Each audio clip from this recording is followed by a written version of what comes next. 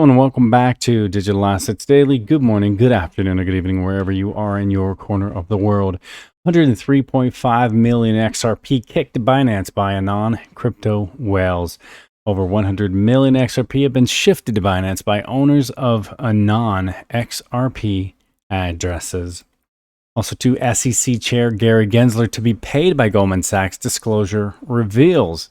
So Gary Gensler, the chairman of the Securities and Exchanges Commission, SEC, is to receive payments by Goldman Sachs that in a 2009 disclosure for his previous position as chair of the Commodities Trading and Futures Commission, CFTC, he said he was to begin in 2022. Also, Robinhood is rolling out crypto wallet and transfer features. Robinhood is launching its long-awaited crypto wallet and transfer features that will allow customers to store crypto and move it in and out of their apps. Another exciting thing is Coinbase is going to launch its 24/7 phone support and other enhancements to customer support by end of year, the EOY. And I think this is going to be great because they're getting ready for the mass influx of customers. And that is the adoption. What's going to make someone else feel a little bit more comfortable, as we always say, from this, from the pioneering perspective of digital assets and crypto. What's going to make the masses come in? Give you 3 seconds to think about that. 3, 2, 1. What's going to make grandma come in? If she can call like the bank that she's familiar and used to, that's going to bring the masses, because as we say, if you can make grandma and grandpa a little bit comfortable and like familiar, the familiarity feature of, coming into digital assets and crypto, then you're going to get everyone else, because the new generation of this time, at 12 months, you're swiping all over your Apple iPhone. Mom and dad, let me just grab your phone. Let's swipe. And then the parents are usually like, can you actually show me how you just did that? And being taught how to use the phones today by their children. So the Coinbase launching its 24/7 phone support, that is the familiarity that grandma's going to have with the banking system that she's been used to her entire life. So I think this is very massive as the masses begin to come in. Also, too, how enterprises are using blockchain to enable trade finance. I'm just going to skip to the meat and potatoes, so to speak, of this. It's XinFin's solution, TradeFinex. And XinFin, which stands for Exchange Infinite, is the organization who developed XDC Network, a hybrid blockchain tailored for enterprises. And I don't need to share that with the rest of you who are investors, but those who are new, I think this is very, very, very significant. As institutions are often required to keep the information in these transactions private, XinFin recognized that using a public blockchain does not fit their specific needs. That's why the XDC network has created some unique privacy-preserving features. And also XDC, or I should say XinFin, believes that the public blockchains will never meet the needs of enterprises. Public blockchains, with their inherent openness of information, are simply not attractive for enterprises who value data privacy. So that's another great thing with the XinFin's XDC. It's also public and private blockchain. So that's pretty exciting as well. And the first white paper, which was released in 2017, and at its core, XDC network is the fork of GoETH, making it EVM compatible by forking, or I should say by also forking from Quorum. The possibility of creating private sub networks was added to the XDC network, making it a hybrid blockchain. And Quorum is something they're very familiar with over at the JP Morgan Chase. And this is a great article if you have the time and you're interested more, and if you're an XDC investor. I guess it doesn't matter. XDC investor, you can be retail, whatever your level is, you can still read this. And it's a very great article to learn a little bit more. If you're new, to learn a little bit more about XinFin and XDC.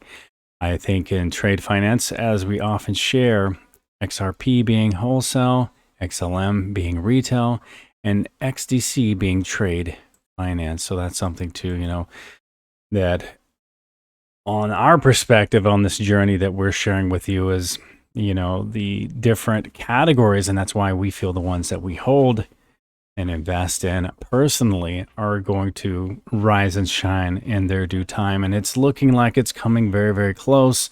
If you paid attention to what's going on with the SEC, basically how now it's common knowledge and being exposed every which way. And, that's a lot of constant on my feed of DAI videos of the Ethereum network and Vitalik Buterin and everyone surrounding that, basically showing how there's a pass for Bitcoin, there was a pass for Ethereum. Like I always say, when that switch is flipped and there's a level playing field, that's where you're going to see assets like these, XRP, XLM, XTC, VET, the leaders of their individual categories are going to rise and shine. And that network funding that's been on the other two that have been given the free pass is going to diversify into those other assets. And those are really, really going to make a significant difference. But getting to the next article, staying on point, breaking exclusive, the former SEC chairman Clayton directed Perkins Coie to draft a memo giving Ethereum and Bitcoin unique advantage in crypto space. Then as SEC sued their top competitor on day Chairman Clayton left the SEC.